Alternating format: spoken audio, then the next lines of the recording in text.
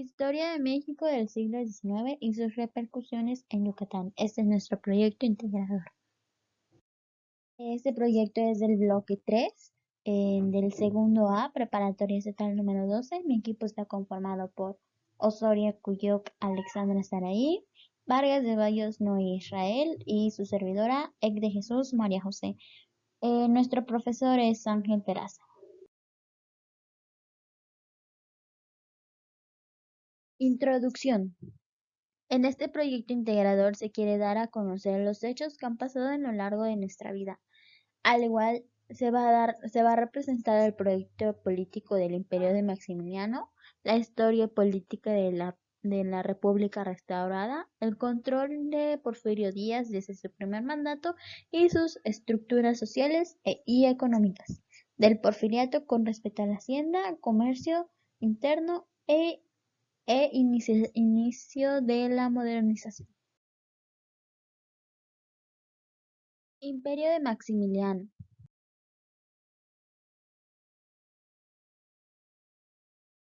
El Imperio de Maximiliano, también conocido como Segundo Imperio Mexicano, fue un régimen de gobierno monárquico entre 1864 y 1867, que fue producto de la segunda intervención francesa en México. En la cabeza de este imperio estuvo Fernando Maximiliano de Habsburgo, archiduque de Australia. Para establecer la corona del Segundo Imperio Mexicano, se hizo necesario la invasión del territorio con tropas francesas.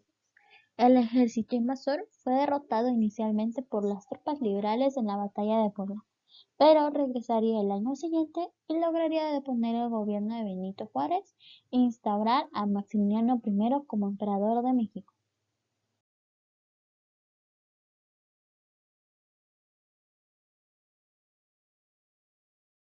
Sistema político del Imperio de Maximiliano. El gobierno de Maximiliano fue una monarquía moderada, errática y católica cuyo soberano tenía el título de emperador de México. El gobierno de este se componía de 9 departamentos ministeriales, encomendado del ministro de la Casa Imperial, ministro de Estado, ministro de Negocios Extranjeros y Marina, ministro de Gobernación, ministro de Justicia, ministro de Instrucción Pública y Cultos, ministro de Guerra, ministro de Fomento y ministro de Hacienda. Maximiliano era un hombre ilustrado, y al contrario de lo que los partidarios conservadores esperaban, su gobierno mostró desde el principio un carácter liberal, más semejante al de los liberales de Juárez que al de sus aliados conservadores.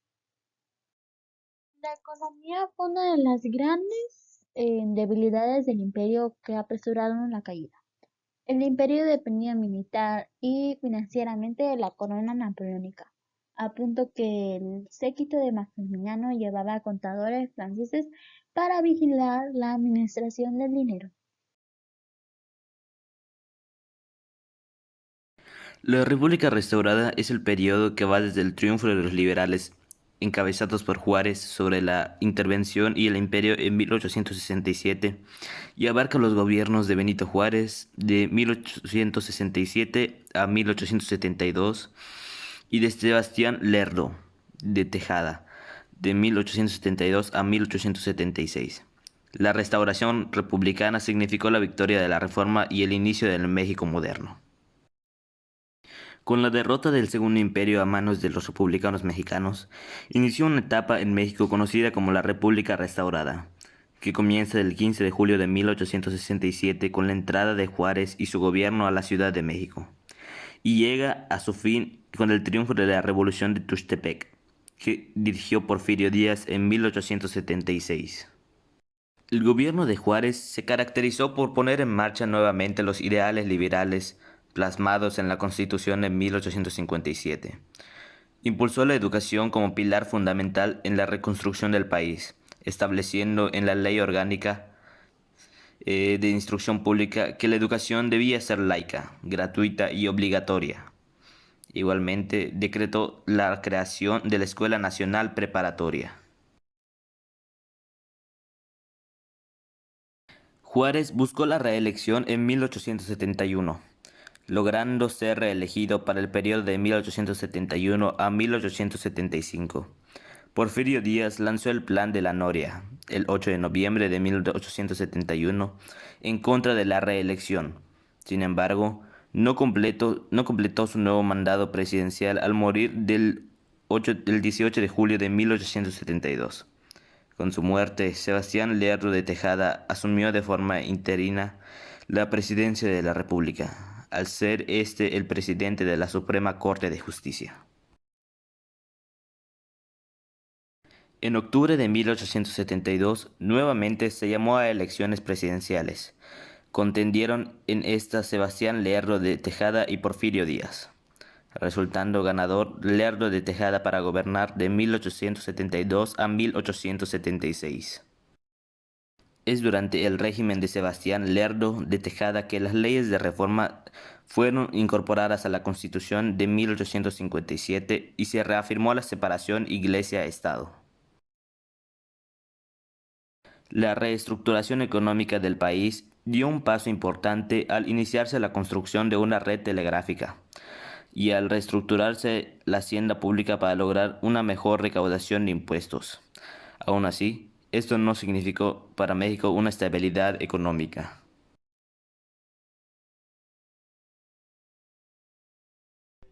El porfiriato y sus características.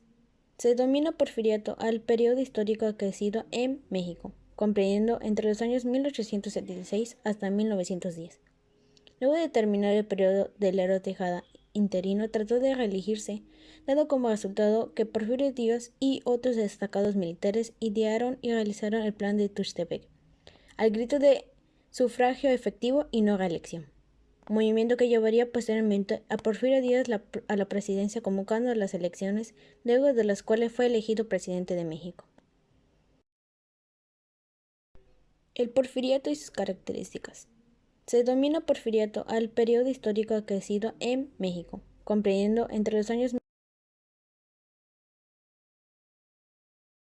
Las características del porfiriato.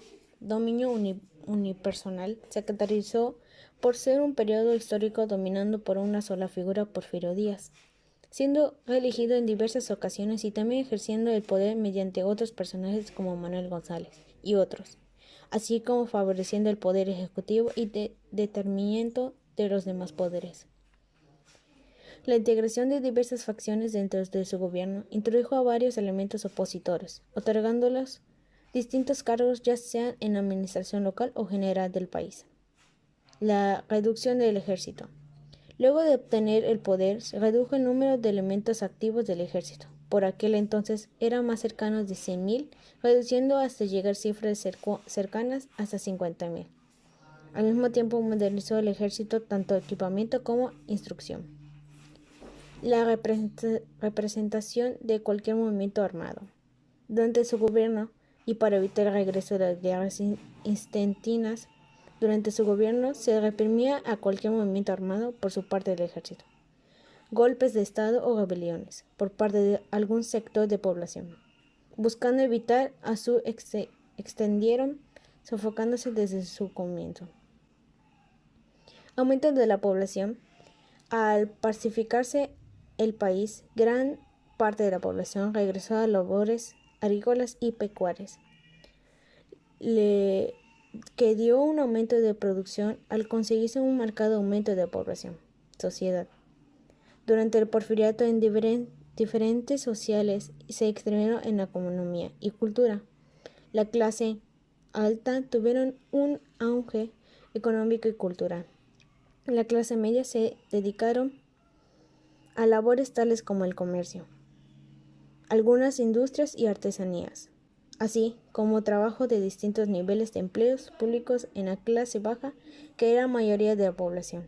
Se componía principalmente de obreros, campesinos, quienes vivían en el margen de procesos técnicos y sociales.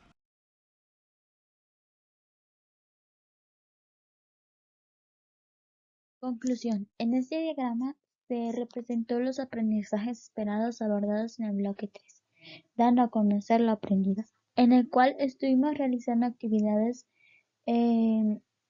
conociendo la vida de Maximiliano, el cual era uno de los objetivos, poniendo sus sistemas políticos, diciendo sus últimas palabras antes de su fusilamiento, ¡Viva México! Ante todo eso fue su restauración en México, la importancia histórica que nos representa México, el porfiriato, sabiendo quién estuvo, contribuyó, en el cual nos ayudó conociendo sus